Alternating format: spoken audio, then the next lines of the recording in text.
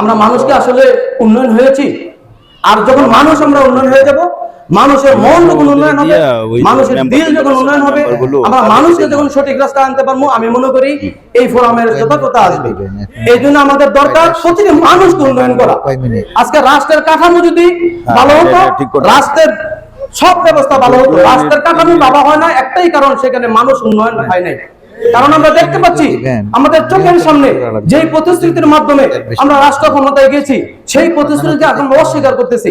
আমরা জানি না জুলাই বিপ্লবের পর আমাদের যেই জুলাই সনদ বাস্তবায়ন হওয়ার কথা ছিল, আমরা কি আজও এটা করতে পেরেছি?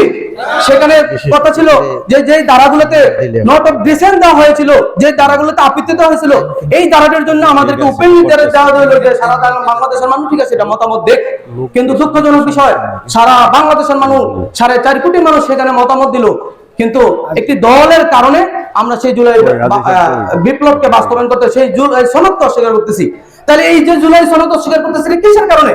আমরা মানুষ উন্নয়নে নেই, আমাদের প্রতিশ্রুতি বাস্তবায়ন করতে পারি নাই। এই জন্য সম্মানিত উপস্থিতি, আমাদের প্রয়োজন মানুষ উন্নয়ন করা। আমাদের প্রয়োজন যখন মানুষ উন্নয়ন হবে, এই তিতা সবুজের লোক যখন পরিবর্তন হয়ে যাবে, তাহলে ইনশাআল্লাহ আগামী নেতৃত্ব পরিবর্তন হয়ে যাবে।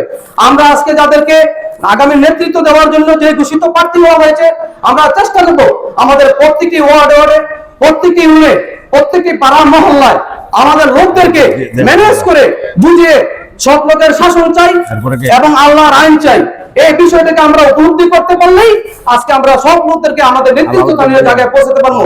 আর আমরা যখন সব লোকদেরকে পৌঁছাতে পারবো, তখন ইনশাআল্লাহ এদেশে অবশ্যই যা মানুষ আশা আকাঙ্ক্ষার যে প্রতীক, সেটা বাস্তবায়ন হবে। আমি সর্বশেষ হাসানুল বান্নার একটি উদ্ধৃতি দিয়ে শেষ করতে চাই। হাসানুল বান্না বলেছিলেন, we call you to the teaching of Islam, to the rules of Islam, to the way of Islam. If this means politics to do, then this is our politics. আমি মনে করি আমরা আল্লাহর দিকে মানুষদেরকে আহ্বান করি, আমি মনে করি আল্লাহর সমান আদর্শের দিকে আহ্বান করি, আল্লাহর রুলসের দিকে আহ্বান করি। আর এটাকে মানুষ যদি মনে করে যে না এটা রাজনীতি, if this politics then you, এটাই আমাদের রাজনীতি, এটাই আমাদের আদর্শ, নবীজির আদর্শ এটাই ছিল। সর্বশেষ আমি এই কথা বলতে চাই, সকলকে আজকের এই উপস্থিত হওয়ার জন্য সকলকে ধন্যবাদ। আসসালামু আলাইকুম ওয়া রাহমাতুল্লাহ।